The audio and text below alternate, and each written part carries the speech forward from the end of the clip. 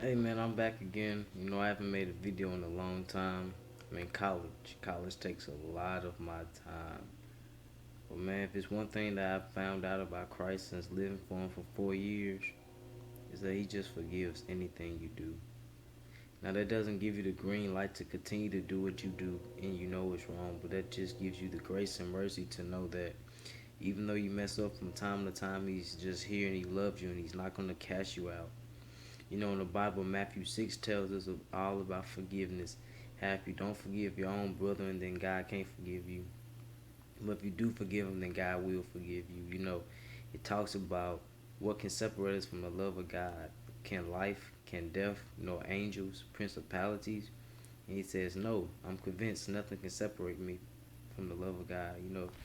It's just one thing I had to realize because I used to be the type of person that when I messed up, man, I hated it. I hated it. I used to go days without talking to God after I messed up, man. That's what the enemy wants. That's what the devil wants is you not to talk to God. But as my preacher has taught me, man, when you mess up, man, that's the best time to run right back to God, man. That's the best time to run right back to him, man. I mean, I can't even lie. My personal struggle was lust. Now, I used to lust, and then, for a day I feel filthy before God, so I wouldn't talk to him. I wouldn't ask him for nothing. But as I grew bigger as a Christian and more conscious and wiser, man, when I messed up, man, I ran right back to him. Start worshiping him the moment I messed up. And it just, man, I can't describe it. It just gives you so much relief. I mean, it was like what last week I had messed up with lust, lust of the mind, and I felt so bad. Couldn't even go to 7 a.m. morning prayer, but I pushed myself. I got up, drug my butt to morning prayer, and got my deliverance I needed. Got it. Did I mess up again? Probably so. I don't even know. But I got up and I kicked the devil's butt that day. And that's one thing I learned about being a Christian, man. My dad used to teach me, when he first started being a Christian, he said he didn't like it. I was like, why? He said, because so many Christians act like you gotta be on the defense.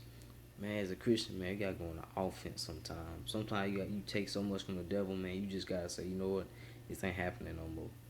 You know, Look at Paul and Silas and Peter, man. They were thrown in jail, man, beat and bruised for the love of God, for teaching people about God.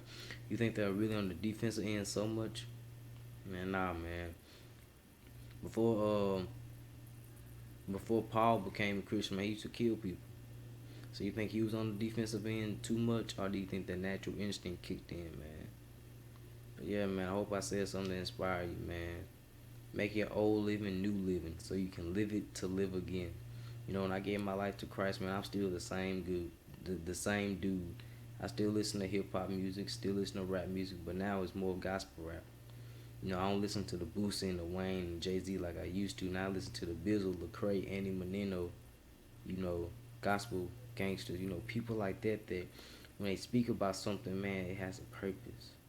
Rappers like Thizzle that talk about forgiveness. Homeboy, his cousin got killed by his best friend. Thizzle talked about how he forgave him, man. Man, I don't know, man. Just turn your negative into positive, man. I hope I said something to make your day, man. God bless you, man. Have a great week. I know I'm in college. I got a test on Thursday, biology, and I'm failing biology. Y'all keep me in y'all prayers, man. But man, I'm trying to keep making these videos. So I know, man, that if I could just touch one person, man, I don't care. If I could just touch one person and get them to keep pushing for God, man, I'd do it every day. Thank you. God bless you.